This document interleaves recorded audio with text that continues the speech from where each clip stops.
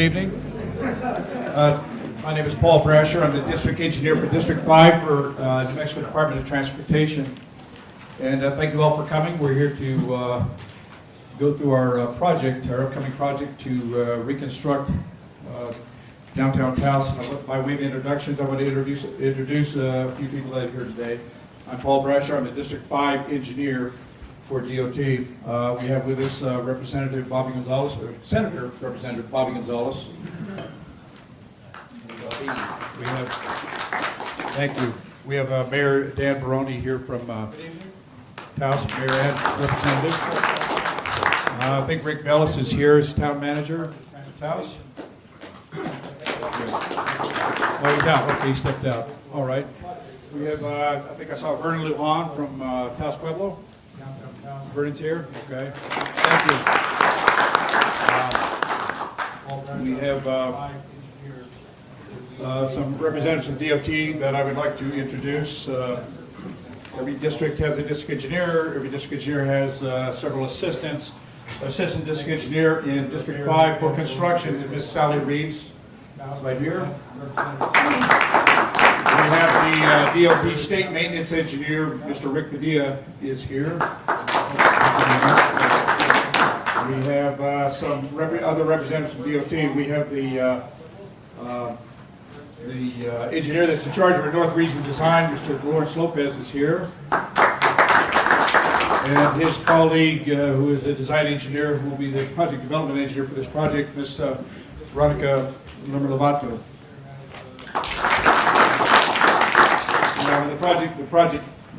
The design is complete. We're in the construction phase right now, and the construction for DOT is going to be overseen and managed out of our Taos project office.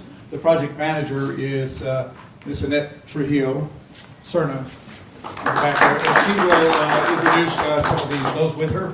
Who did you bring with you, Annette? So we have Gabriel Sanchez, he's the tech supervisor in charge of Miguel, and then Heather Pinto, she will be the office manager for Taos Project. Thank you very much. So this is how DOT will manage the project. We have the designer for the project, who is Matt Nybert with the firm of Sauter Miller & Associates. And I would like to introduce our contractor. Our contractor is El Terreno Construction, LLC, and represented here today by Mr. Matt Villalobos. Thank you very much. The project has been designed. It went to construction, or went to contract, signed December 10th, 2019, for $21.9 million. And Mr. Villalobos will see this through. So what we'd like to do is start in with a little description of the project, the design, how we got where we are. And I'll ask Mr. Matt Nybert, the consultant from Sauter Miller & Associates, to give us a little bit of background, if you would, the project need, the purpose, and some of the design concepts here. Then we'll ask Mr. Villalobos to discuss the construction phasing and what we expect to be encountered.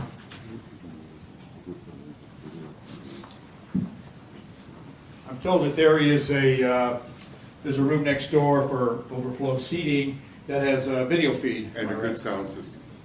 And a good sound system. So you're invited to make yourself a little more comfortable in the adjoining room if that's okay with you. So this is Matt Nybert, Sauter Miller & Associates, the designer. And I'll ask him to say a few things about the design, how we got where we are. Thanks, Paul. I mean, yeah, I got whatever. Is this thing on? No. Okay. It is now. Yeah, so I'm the project designer from Sauter Miller & Associates. My name is Matt Nybert. I'm just going to run through the changes that we went through in the project. So the major project features are we're starting the project at La Posta and Cervantes at the high school. We're widening it from the 3 lanes that it is now out to the 4 lanes, all the way up to just a little bit south of Los Pondos Road. Right there at Los Pondos, we're also adding in, changing the alignment to line up with Siler on the other side on west side, if I got my directions right. And then from that point, where the 4 lanes end, we're going to continue the 3-lane section up to Kesnell, just on the far side of Kesnell is where the 3-lane will end. And we're going to continue, and from there, it'll just be a 2-lane section, but it'll be 2 lanes that will accommodate the shared lane for the bicycles. I forgot to mention, sorry, the previous 2 sections have bike lanes as well, and sidewalks, curb and gutter, the whole stretch. So this new section of 2 lanes from Quesnel up to Martyrs Lane will have shared lanes, so they'll be 14 to 15 feet wide through the really tight section of downtown.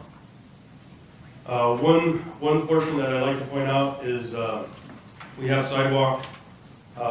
Because there was a stairwell that we couldn't do anything about, it's the sidewalk will be at roadway grade, well, it'll be up separated by a curb, but it'll be along the stairwell that goes along the businesses, just a little bit north of Kesnell, and then it'll wrap back into the rest of the buildings like it is now.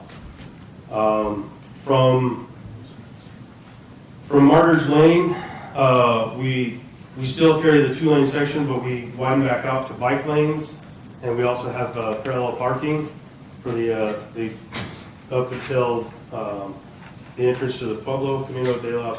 I never get that name right. Yes, Paseo Pueblo Norte. Yeah, there it is. At which point we taper back down to 2 lanes at Camino del Paseo Pueblo Norte. We are adding a signal in there, and I also forgot we're adding a signal in at Albright. Those are the 2 new signals. At Camino del Paseo Pueblo Norte, we're realigning Montecito Lane so it ties in with a 2-lane configuration, so to accommodate Martyrs Lane, and then Montecito, and then from Camino del Paseo Pueblo Norte, it's going to be 2 lanes with bike lanes the rest of the way, and the project ends at Rivali Camino de la Placita. So some of the other stuff that we're doing is coordination of the traffic signals along the corridor. That's going to help out a lot. Again, I mentioned the new sidewalks and repairing some of the existing sidewalks. Addition of the bike shared lanes. We are modifying the mid-block pedestrian crossings between Civic Plaza and Paseo, the Pueblo entrance. Some of them are going to shift a little bit north or south, but they'll still be the same number.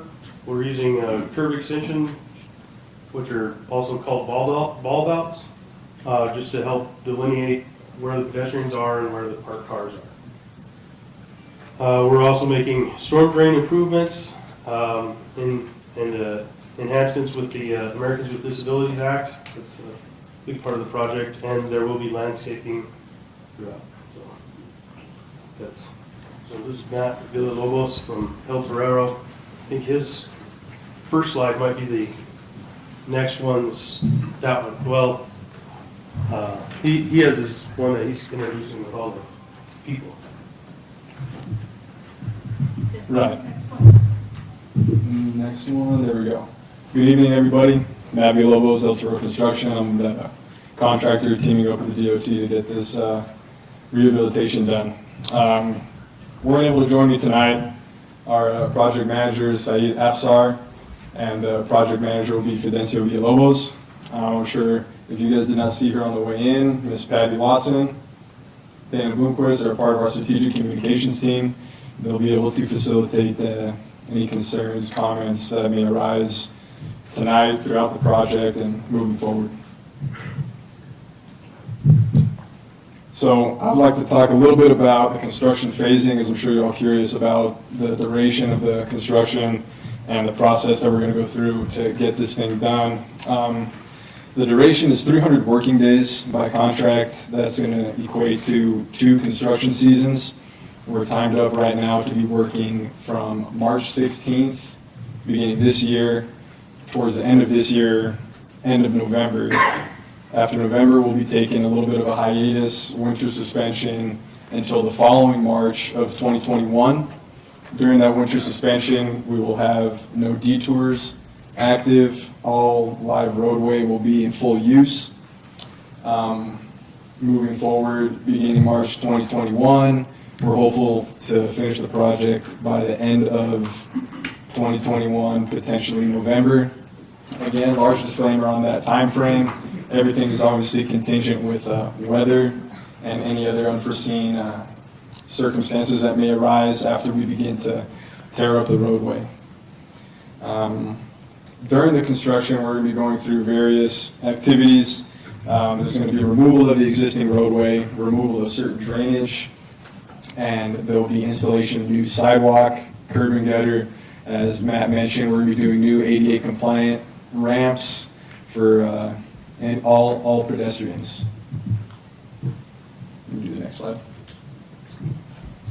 So phase one will begin down by the high school, and that'll be up to Albright, which is near the courthouse. That phasing should begin March 16th, as I mentioned, and hopefully be done with that section late May, early June. The process through that is going to be closing of the median lanes. We'll be tearing out the asphalt from there, pushing the traffic to the outside, and we'll be building the trunk line of drainage from, La Posta Cervantes up to Albright. We'll be doing trunk line drainage. From there, phase one has various subsections to where we'll be maneuvering traffic from the center line to the east side, to the west side of the roadway. Next slide. Yeah. So for a little bit of a continuance on phase one. As Matt mentioned, we're going to have different traffic signals get placed. At Albright, there will be a traffic signal at the high school intersection on La Posta. There will be a new traffic light signalization system there as well. We'll be doing all the four corners of La Posta in terms of ADA compliant sidewalks. So that'll be done in separate quadrants throughout. And the same can be said for the intersection at Albright. That will be implemented. And as I mentioned, we're hopeful for that to be towards the end of May, early June. For phase two, it's going to be a similar setup. Phase two is substantially longer than phase one in distance and in time. Phase two is going to be from Albright up to Quesnel. That's going to be the same processes in terms of how it gets built. We're going to be closing down the middle of the roadway up to Los Pandos. And Los Pandos area will be switching the traffic to be in the middle lanes while we work on the outside. So when I say work on the outside, we'll be working up against the Smiths, up against the McDonald's area within that section. That phasing is set for the same as phase one, to build the trunk line drainage and then subsequently move to the outside part of the roadway. Something that I kind of breezed over, and I apologize. At Los Pandos, the building there, which I believe used to be an old automotive dealership, we will actually be removing demolition of that building prior to the start of phase one. So that's something that is going to occur before we shut down traffic in the middle down by the high school and Albright area. And as Matt mentioned, the demolition of that is to be used for a realignment of that roadway in Los Pandos and Cyber. Moving forward again, similar setup, various new traffic signalization. The process for building that is going to be in quadrants. We'll be doing the east side of the roadway, northeast side, southeast side, northwest side, southwest side. Each quadrant gets built in a particular order, that way to alleviate any conflict with pedestrians. Phase three. Phase three, this section does not get built until 2021. We're anticipating to have phase one and two completed, as I mentioned, towards the end of this year, hopefully late November. Again, obviously contingent on weather. But that being said, phase 3 is the shorter of our 3 phases. It's approximately 950 feet. We're going to be going from Kesnell up to Civic Plaza Drive. This section of phasing is a little difficult, obviously, because of the accessibility for public and as well for us in terms of construction equipment. There will be detours that are set up while we're working in that area. But again, within that area, we're just going to be renewing the roadway, addition of new curb and gutter, and the west portion of the sidewalk and the curb and gutter as well, up against the shops and various businesses within that area. Again, we'll be having different quadrants get built to alleviate, or in a specific order to alleviate pedestrian traffic. As I mentioned, this section here, it's the smaller of all of our phasing, so we're hopeful to get through this from early March 2021, late May, early June of 2021. Phase 4 is the longer of our 4 phases. This will be from Civic Plaza Drive up to Rivoli. This section, as Matt mentioned, has various changes throughout. We're still going to accommodate for roadway parking, bike lane. However, it's also going to be new 2-lane traffic. Again, this section, it's a longer wall. So that one is supposed to take roughly from early June, late September, and again, everything is contingent on the weather that we have throughout the year. That phase particularly has the least amount of underground work, so we're hopeful for that phase to be the least amount of disturbance in terms of foot traffic.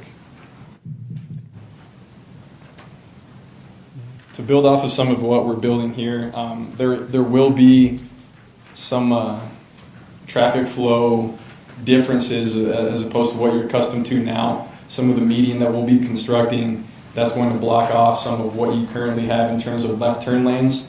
The reasoning for that is to maintain a consistent flow of traffic, sort of negate the need to start and stop while waiting for somebody to have to turn left in the middle of the roadway. A couple things that we have noted within our contract, we will have certain days where we do not perform work, feast days and holidays and things of that nature. So we'll abide by the Pueblo's specific days in that regard. Something that I didn't touch on, our working hours.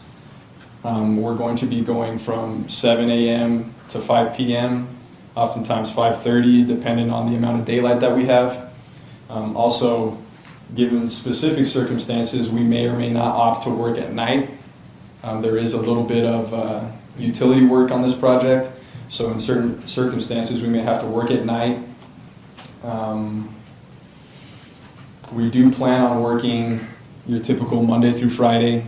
As I mentioned, specific circumstances may require us to work on the weekend. However, we would like to maintain a relatively consistent schedule in order to allow the public and everybody to go about their normal business. One thing that we will attempt to ensure is, regardless of where we are on the project, we're going to maintain at least one access point for businesses that's required on our end. And that's about it. Thank you. Okay, we can talk about that. So, a couple things. Obviously, I'm sure you guys are accustomed to a little bit of construction throughout. There's certain things you guys can obviously do to help alleviate starts and stops, maybe avoid traffic a little bit. As I mentioned, our working hours, they're going to be from 7 to 5:30.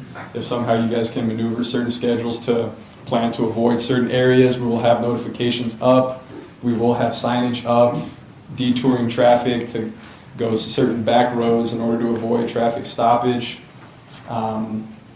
Looking out for signs, keep note that the velocity through the project zone will be decreased.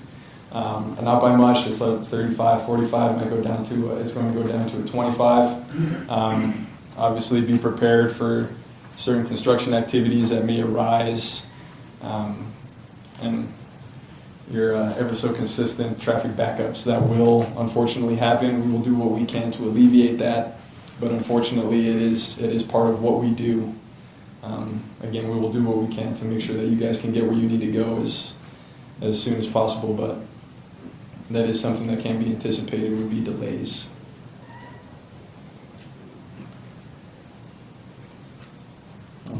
And then we do actually have a project website. This is going to have specific dates, times, any new updates. It's currently being launched. It's in the process of being completed. We will be able to send out notifications whenever it is up and running. But you'll see in handouts the website there, and you can also sign yourself up for the email list. That'll distribute any type of information, upcoming news, delays, closures, things of that nature. I forgot to mention the lighting. So there'll be pedestrian level lighting from Albright up to, see if I can remember, I think it's Kesnell is a pedestrian level lighting. So just a point to add in there.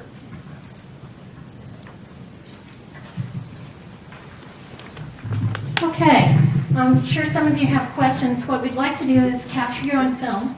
So I'd like to ask you to come up, come see me, face the crowd, state your name and your question. If you'll raise your hand, I'll just bring you up. And then one of these folks over here will hopefully be able to answer it.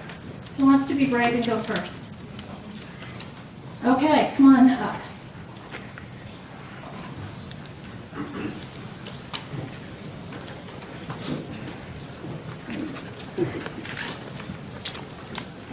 Thank you.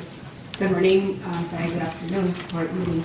My name is Delilah Garcia, and I am with the North Central Regional Transit District. And I want to know how you guys have planned for bus stop relocation during this construction. This is a main corridor for us, and we have 9 routes that travel down this road.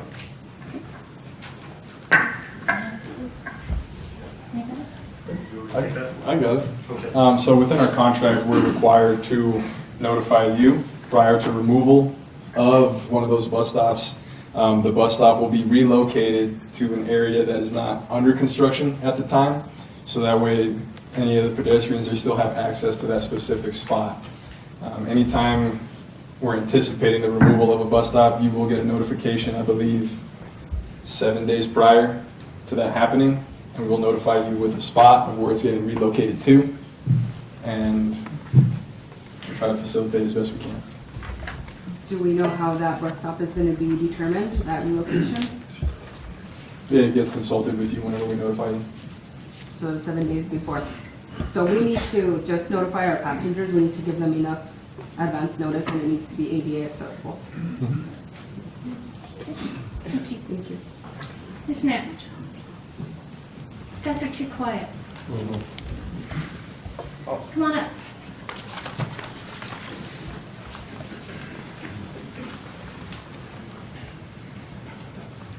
Excuse my dress, I went and worked out after work, so I'm the 911 director for Taos County. My name is Dominic Martinez, and one of my concerns is first response or emergency response through the construction zone area.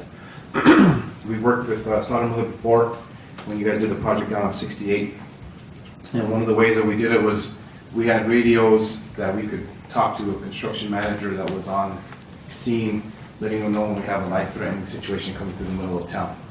Like the blue buses, that's a main quadrant for us as well, getting ambulances through and law enforcement, fire, and the whole bit. Are we going to be able to do that or work on something like that as well?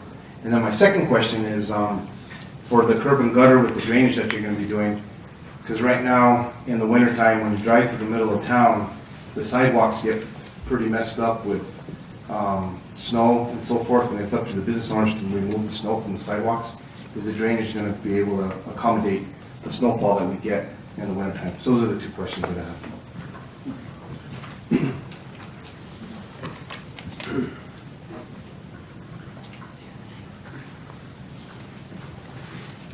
This one doesn't have a light on. It still works? Yeah. Okay, as far as the first question, I can take the first question. So the first question, to alleviate any need for the first responders, we haven't discussed it yet, but we'd be happy to work with you and figure out some way to make sure that we can allow you guys access to get where you need to get to. Definitely. And that's a major concern of mine, just because of the fact that we always talked about emergency response last, like you just stated. You haven't talked about that to anybody. The way the emergency system works here in Taos right now, we work off a joint powers agreement. So the county is in with the town of Taos, with the tribal governments and so forth. So we have a monthly meeting that we meet with, and I have all the chiefs of police there, the fire chiefs, the EMS directors, and it'd be really good to have this information so I can pass it on to those gentlemen and those ladies that are supervisors or directors of their departments, so we can figure out how to take care of this, because as you know, when it's a life-threatening situation, minutes are very crucial in that area. So if that hasn't been addressed yet, that's just a little bit upsetting to me as a constituent of Taos County as well, if you're going to start the project March the 16th. So that's my concern as the director for all these folks in here, all the constituents of Taos County. That's what my #1 priority is, to make sure that the safety of our constituents is taken care of. So I'd like to exchange information with you after the meeting or whatever we can, so we can be in contact with each other. Absolutely. Well, that's a good point. Thanks for your comment. What we'll do is let's get a meeting first thing next week. We'll invite our project management staff there, contractor and so forth, and we'll iron out more specifically how that will take place. I don't think it was entirely forgotten. It was just figured that they were going to, that emergency responders would be accommodated anytime during construction. They usually are. They're used to it. But I'll tell you what we'll do. We'll meet soon and we'll formulate a plan. So if we've got contact information from you, and if you have contacts with all the other responders, then that would be helpful, and let's all get together and we'll sort this out.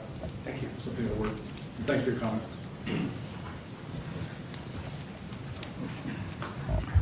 right. So the second part of the question, the curb and gutter, yeah, it's going to accommodate the snow load and the precipitation from the snow. I mean, I think what your question may have been more addressing the maintenance of the snow. Yes. Yes, okay. So I don't know, is that more of a district question, Paul? Well, what we do is we go through Taos and we plow. We have a lot of roads. It's a priority for us, and we plow. We do push the snow off the side of the road, and we expect the property owners will clear their sidewalks. If we get an opportunity, sometimes we go back and we'll actually remove snow from driveways and more difficult situations here. But we're counting on property owners to dispense with the snow. A lot of times we plow the snow off the road, and the property owners shove it back up onto the road. And so we're in that situation here. But it's really difficult with as much as we have to do, as quickly as we have to do, and repeated passes, for us to go back and actually scoop up the snow and haul it off somewhere. But we do that from time to time. The other thing that I'll assure you all, because I know this comes up from time to time, is that our operators are instructed as they go through town to go slow, slow down, so that they're not throwing the snow through windows and knocking over mailboxes and things like that. Now, they do have a lot to plow, and there's a certain amount of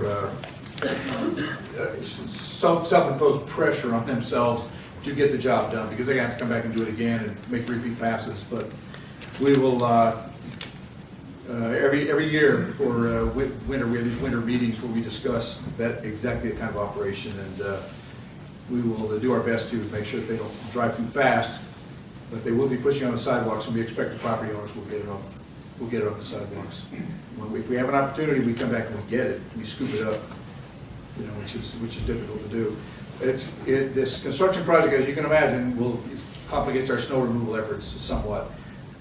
So the contractor is going to have, in his work zone, he's going to have a certain amount of the snow removal responsibility of his own. But the system that has been designed and will be built will handle the runoff.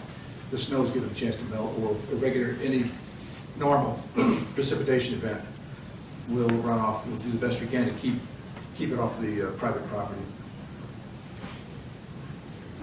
Could you come forward? Thanks.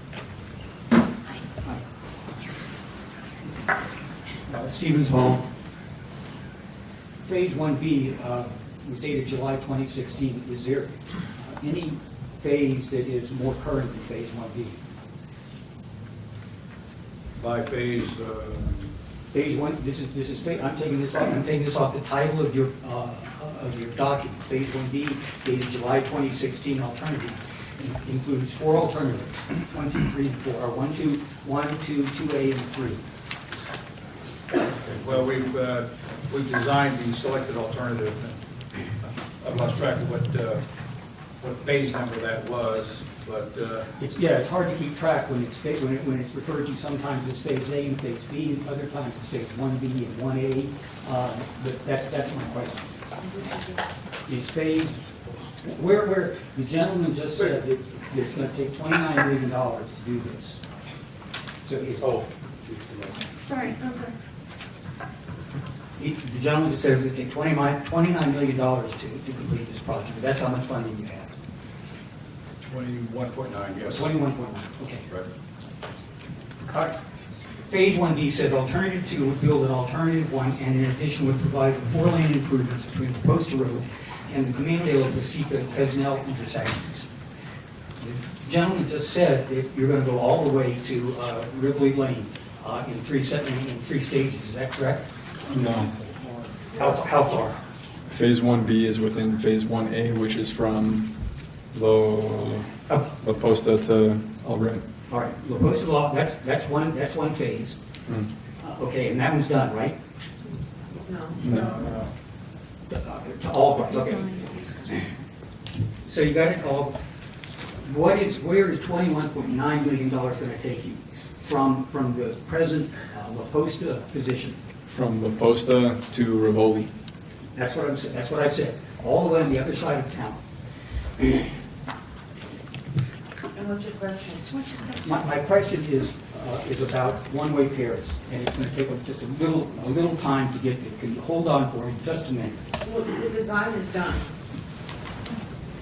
So we're not talking one-way pairing. They had a lot of meetings I know that. early on in the design. I know that. So we're already past that. No, we're Do you have not. a question regarding what they presented Yeah, today? I'm going to get there, madam. Just hold your horses.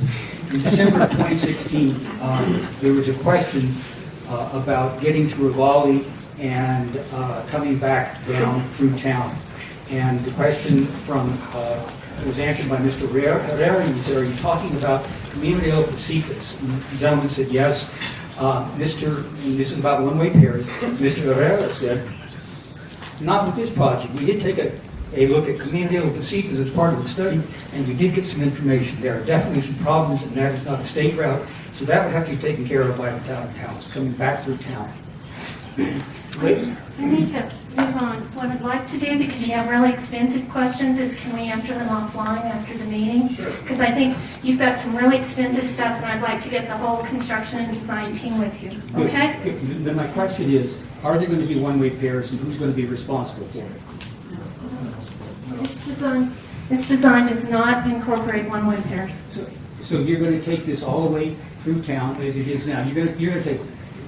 Again, can we answer it offline? Because this is a design question, and we've kind of finalized the design. So if we can answer offline, we finalized the design. It's done. So what we'd like to do is answer your questions offline, okay? Because I want to give everybody a chance to ask questions. One last question. Okay. So you've finalized the designs, and you have moved the point that the ridge just beyond La Posta, there's a ridge there in the geography. It carries the acequia, and it's that point at which the road narrows from 4 lanes down to 2. So you're moving that point then, 4 lanes to 2 to Quesnel. Okay. You want to address that? Is that what the design is meant? Exactly. No, excuse me. I don't think it is. I mean, the cross-section of the road width from La Posta to Quesnel only widened by 2 feet on either side. So where does the 4 lanes stop? It stops just short, it stops on the south side of La Posta. That's far enough. Again, sir, we're happy to meet with you offline. I just want to give everybody a chance. Who else has a question? Anybody? Okay, would you mind coming up?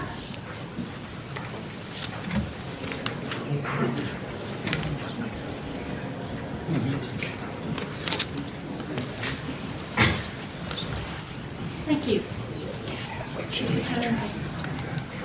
Thank you. I'm Fritz Hahn, a Taos Town Councilor. I'd like to thank DOT and its tenacity in pulling this project off. It's a huge investment in our community, and I'm very grateful. My two questions. It was my understanding when the project was first unfolding years back that we were going to replace culverts going under the road, culverts that feed and connect our acequias. I haven't seen that mentioned in the plan. I'm presuming that that is still going to be part of the process.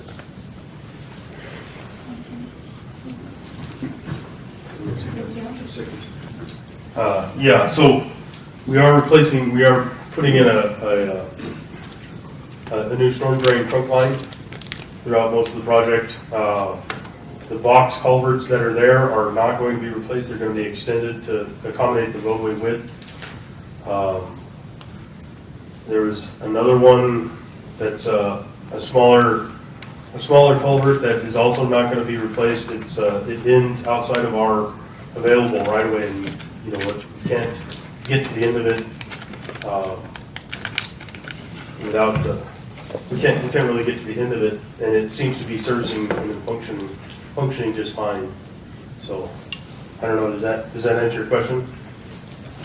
Thanks. What I hear you saying is where it's appropriate and feasible, we'll replace, and where it's not, we'll assure that the culvert is working. That's correct. Yeah, that's correct. Thanks. And then the second question that I had is a couple years back, we had talked extensively about placing green infrastructure at certain points to capture road drainage, Right. particularly adjacent to the Rio Fernando, and that's in the Albright area there. That's correct. Excuse me. We have bioswales going in. There's two real close to the beginning of the project at Cervantes on either side of New Mexico 68. There's two bioswales going in on either side there.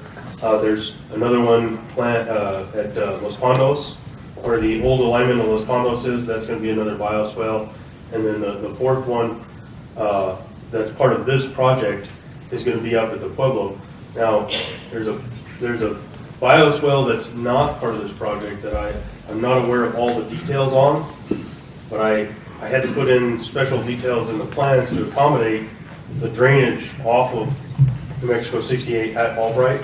And those, it basically comes down to curb cuts and sidewalk culverts, the same as we're doing at all the other bioswales in that location.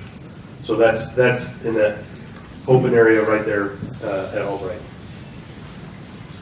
Thank you. And then my last question, if I could, that stoplight on Cervantes, where the high school kids walk across every day, we've had one fatality there. I'm sure y'all have heard about it. I'm sure y'all are going to put in good stoplighting in that area. Yeah, so our traffic signal will, be the most current traffic signal. It'll have pedestrian accommodation, accessible pedestrian accommodation, the detectable or auditory feedback type signals. Yeah, I mean, it's going to meet the latest and greatest requirements. So, Thanks. crosswalks. Come on up, and I'll get everybody, so. And we all know teenagers always cross right on the crosswalk, right?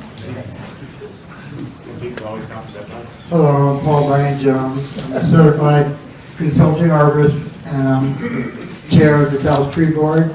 My big question is, it's just as important as the bus stops and 911, is the loss of trees in between Albright and Cuisinel and replacing those trees.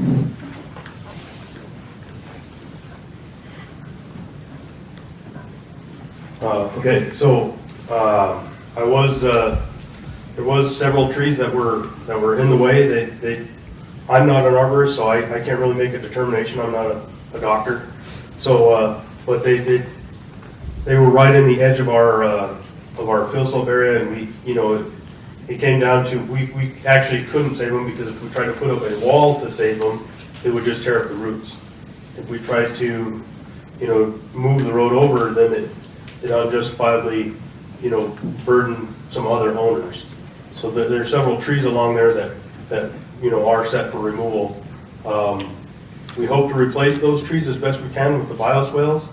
Those bioswales will have some larger trees. Yeah, the curb cuts and,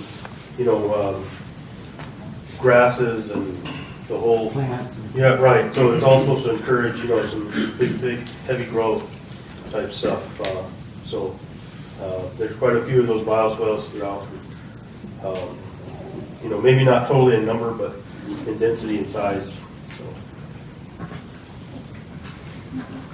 Thank you. The second question is, are you going to add any other trees in that whole project that we requested a couple of years ago?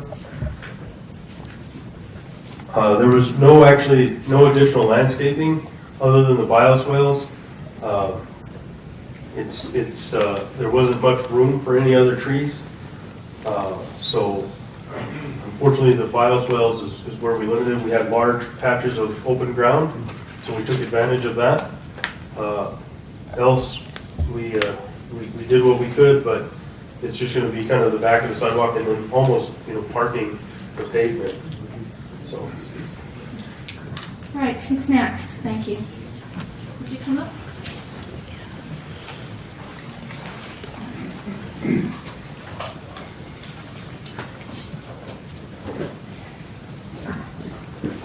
Warren Bell with the Taos Mountain Bike Association, and first of all, just want to thank the planning and everybody to include bike lanes and the addition of that throughout. Just had quick two questions that are probably design things. First off being the state-of-the-art pedestrian activate or pedestrian considerations of the signals. Are there going to be bicycle actuated signals as well, or accommodation for bicycles, whether it's, And then the second question was with the bike lanes that are going to be put in some cities they are distinctly colored, bright green or blue or something like that. Is any kind of accommodation like that going to be taken into consideration? Right. Thank you for your question. So as far as independent bike push buttons, we didn't have any. We don't have any. I'd have to go back and look, but I think with the traffic signal actuation, we may be able to program in or microwave in bikes independently, but I'd have to look at those. So that's a possibility, perhaps. I have to research it a little bit more. And then, what's that? Yes. So the colored bike lanes, we're not currently calling for any green colored bike lanes. Being that they're already separated, they do have a 6-inch line as opposed to a 4-inch line. So, I know it doesn't sound like much, but. They do have the silhouette as well, the symbol for a bicyclist. Yeah, so we've got the bike lane signs. And then we've got the sharrows going up from Kesnell up to Martyrs Lane. So that shared lane is very heavily designated. But unfortunately, no, we didn't really do the green bike lanes. They're pretty big maintenance, especially with snow. And they tend to spall and everything else when you have a lot of de-icing mixture and stuff like that. So since there wasn't a huge, crossing pattern right here, then we didn't really see the need for it right now. But they can always be installed in the future at some point. So. Who else? Let's go to this side now. I'll go, he's next, and I'll go there, and then I'll come back to you. Everybody will get a chance. Thanks. Thank you. Who am I supposed to be addressing, the crowd? The crowd. It's your moment of fame. You're on TV. Okay. My name is Francisco Guevara. I'm a business owner, and I have a landlord, Moises Martinez, and he called me up and said, hey, they're going to be messing with the road. You better go to this meeting. So here I am. And he told me, be sure you ask something smart. So my question is, you guys got this really well planned. You thought about everything. And then I immediately thought of, Albuquerque Rapid Transit, similar situation. They messed up the main drag and they really messed up business, and some of those businesses were put under. So they must have some kind of idea of how much this is going to impact the businesses on the Paseo, including mine. And I want to know if there's some information out there that we can be privy to, so we can kind of plan on how to proceed over the next 2 summers. Ouch. Yes, thank you. During construction, the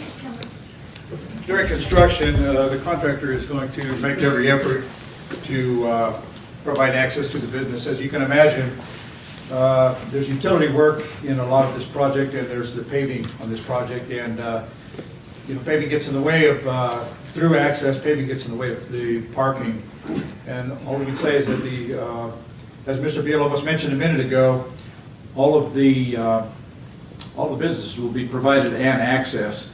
It may not be as convenient as they used to, but the situation is that we've got this road to build, and there's only so much room to do it within, and we are sensitive to access to the business, where the parking is and where the customers will park, where deliveries will be made and so forth. There's only so much we can do. He will provide access during construction, and when he goes on suspension, access will be much improved. And when the project is done, I think that most people will be happy with it. This is not like the art project in Albuquerque. The art project, they actually built these physical barriers that you could not cross, and they have bus lanes with complicated left turns and U-turns and so forth in Albuquerque. And it's about 5 times longer. This is 1.9 miles long. The art project is 12 miles or something like that. So, but your point is well taken here. We are sensitive to the needs of the businesses here. We'll do everything we can to keep them open, keep it running smoothly, and again, particularly with the emergency responses. So that's about all we can say about access. We will do our best. The contractor is committed and he's required to provide as much access as he possibly can, get in and get out as quickly as he possibly can. And I think that's about all we can offer that we promised to do. I think he was next. He raised his hand a while ago, did you? And then you can come up, or do you want to tag team? Come on up. Go ahead. Okay, here you go. Thanks. Yeah, I think the biggest concern that the property owners had, and that's in the section from Albright up to Los Condos, was that traditionally the highway right-of-way was used as parking for a lot of businesses. And there was a concern that if they lose that, they don't have enough parking spots. If some of their landscaping is taken, if the setback is decreased, they'd be out of compliance. Would they be able to continue their business? Would they be able to sell their business?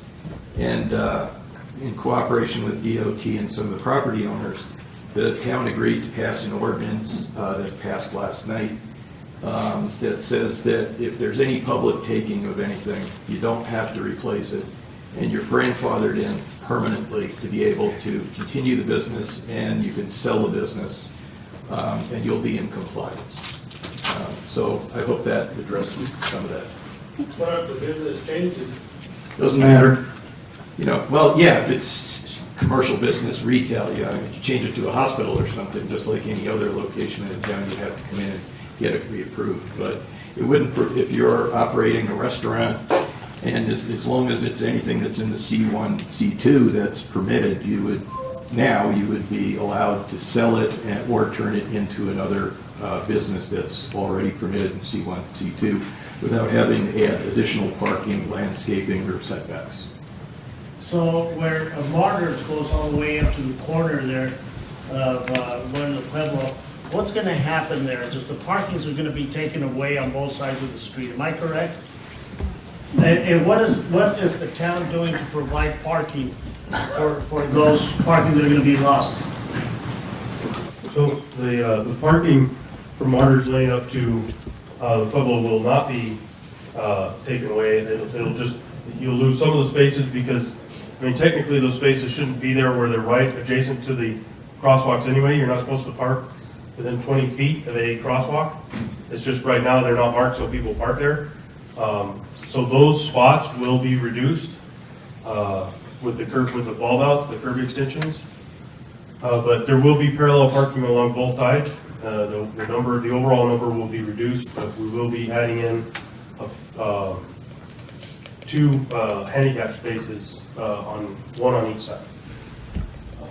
But the parking will still be there.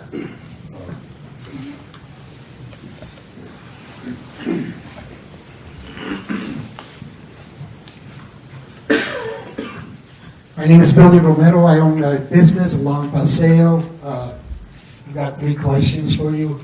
Have the legal issues been taken care of with some of the property owners? And I know that there is several of them. And the reason for that question is once the construction starts and these issues, if they have not been taken care of, is that going to stop it? And that's going to impact at what point it stops. The second question is going to be, my trucks come in and out of my area all day long. Once the construction phase gets to that, is it going to be able to handle the big truck traffic that is going to be making turns onto our property and stuff, and the lumber company across the street? And I'll wait for an answer on the last one. You want to take the first one, Lawrence? Yeah, sure. With regards to the legal issues, this is a federally funded project. Yeah, this is a federally funded project. As such, we are required to take care of all legal issues associated with right-of-way prior to the letting of the project. So to answer your question, yes, they have been taken care of to meet the federal standards. And so we're not anticipating any sort of delay with regards to that. They have not settled with me. No, we're not. We're up. And I think there's other people in the room too that they have not settled with. So that is not true. We need to speak the truth, not something. Well, the intent was not to do that. It's a federally funded project. We have to go through the federal process to be able to acquire the land.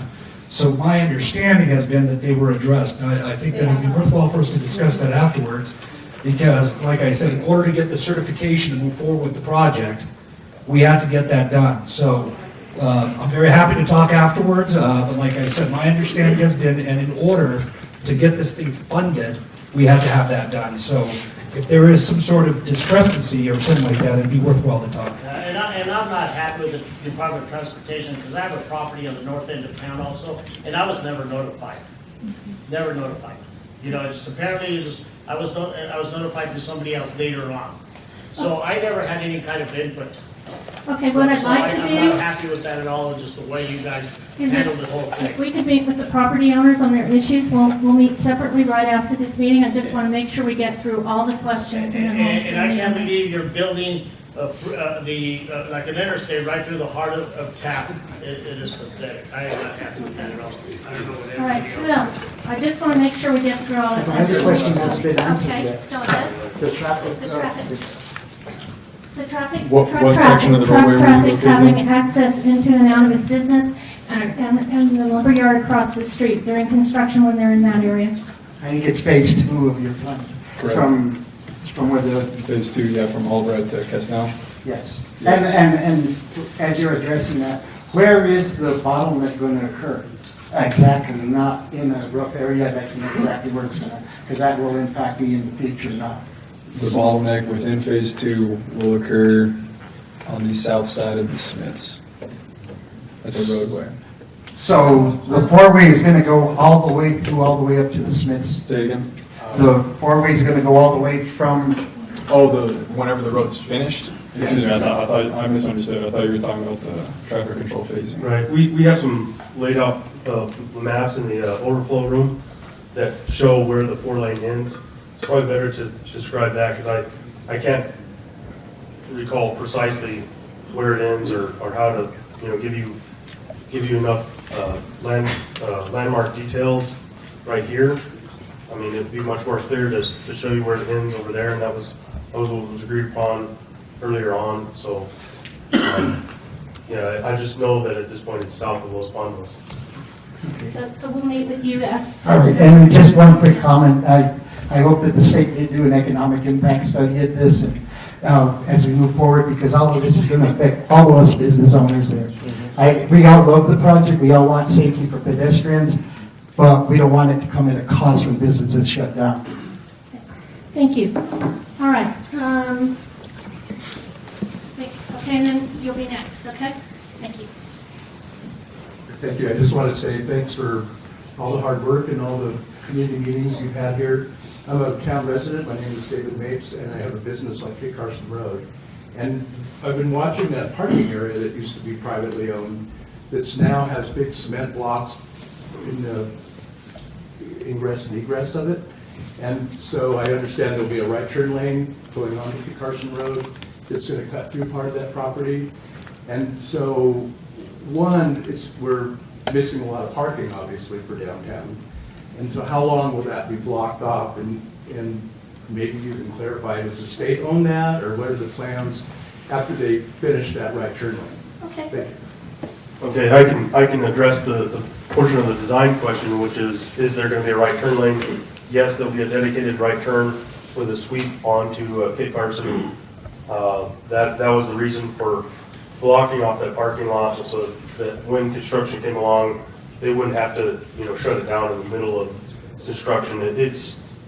I'm not familiar with who actually owns it right at this point.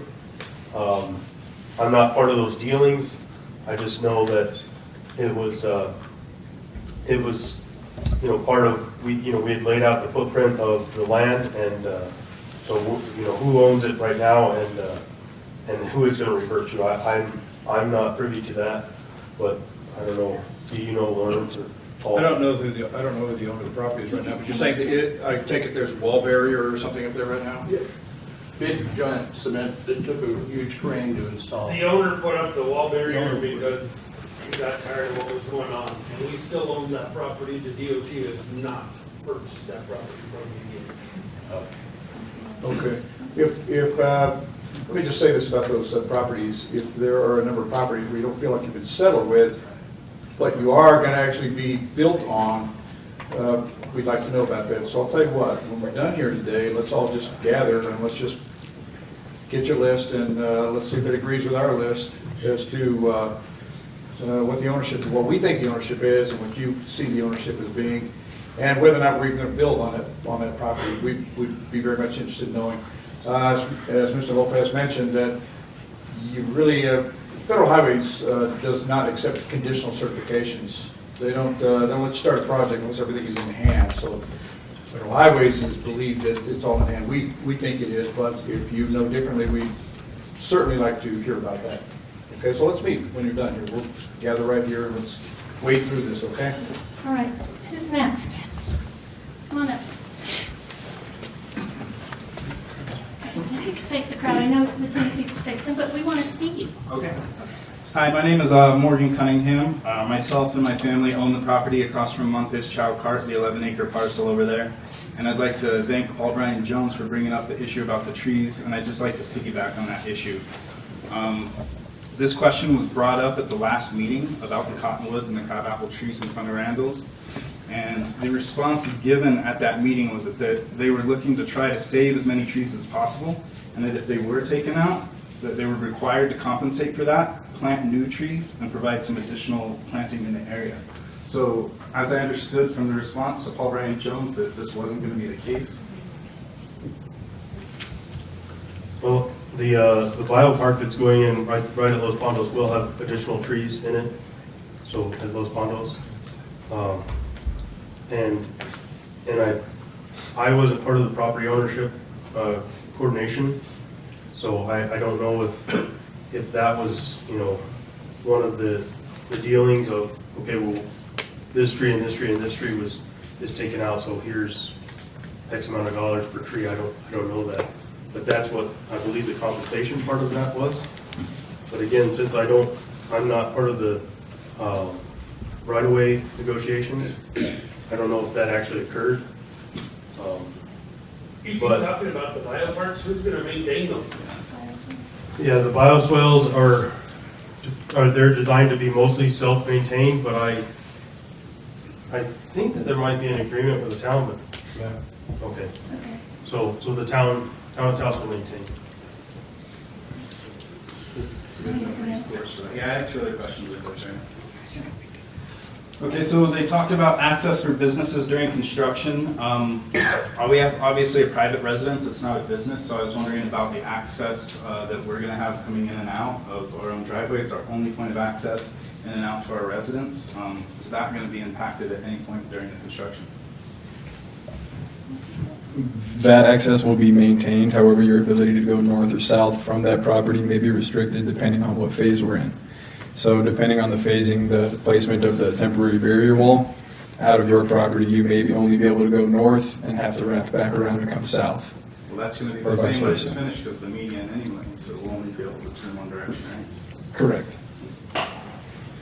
And then for my last question, that there was gonna be utility interruptions. I have a water line that comes in from the city right where those trees are planned on being taken out.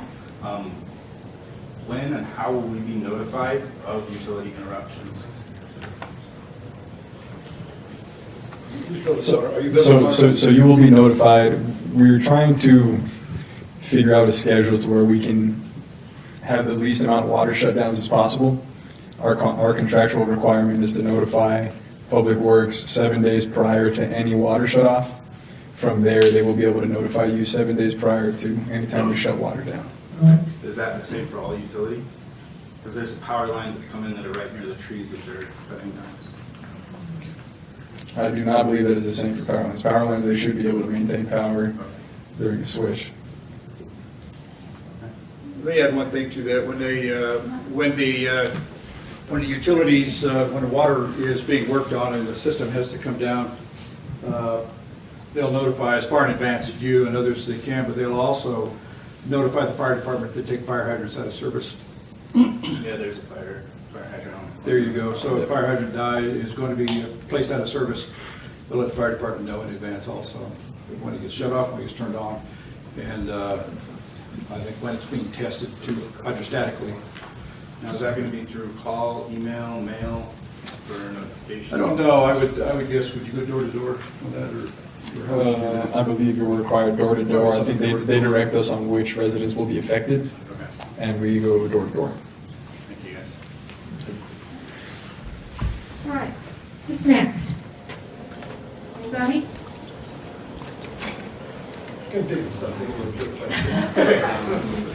All right. Obviously, the sidewalks downtown on both sides of the street are not in great shape. And I remember seeing something somewhere where there was only going to be one side of the highway addressed with new sidewalks. Could you clarify that, please? So because a lot of the sidewalks are are outside of the right of way, under canopies, under building canopies that we can't damage or do anything with, some of those are gonna stay as they are. I don't know what the ordinance is, but, unfortunately, we can only repair so much of the sidewalk. We tried to provide as much as we could of either one side or the other, and that's the reason why the one portion just north of Kesnell where you have stairs along one side of the road, we are putting a sidewalk that follows the roadway grade along the other side. So at least one side is accessible. So that doesn't need to take, 5-6 feet out of the roadway to accommodate that. Similarly, when you get up to just north of Kit Carson, there's another segment where on the east side, it's all under canopy. And in order to reconstruct that, we would be outside of our right-of-way, affecting buildings that are historic and not part of, so we were directed, basically, you can provide accessibility on the other side of the road, so make that one the accessible side. If you can do both sides, do that, but where right-of-way restrictions, other restrictions get in the way, then, you know, you have to choose one side. So the side that's on private property is up to the property owners to Could you address? come back up? Yes. Okay. So on the east side, that's under canopy, then I can only imagine what it's like to go through all these historic buildings and districts. But that would be up to the individual property owners to maintain and repair? I'm going to do your best to answer the question, but I don't know if I'm the right person with the right qualifications to answer that. I'm an engineer. I don't know, but I would assume that possibly, but I don't know if that's an ordinance issue or how that gets addressed. So, you know, I'm just a dumb engineer that just can draw stuff out. You're not dumb. So, Thank you. Anybody else? Okay, as a reminder, anybody who has some lingering property issues, if you would kind of hang out or come up here, we'll get that addressed. And if you would like to see the plans and maybe see more detail and talk to the construction team, the overflow room has these really big plans and you can see them up close and personal. We also have comment forms outside if you want to take them, and you can also email either of us with questions or comments. And we'd like to thank you for coming tonight. Thank you. Thank you so much. I'm really interested in these property issues, so I'll be right here, and let's get together. Let me get some lists of names, and let's get to the bottom of this. Thank you all for coming out tonight. We certainly appreciate it. Thank you. Drive safe. Thank you.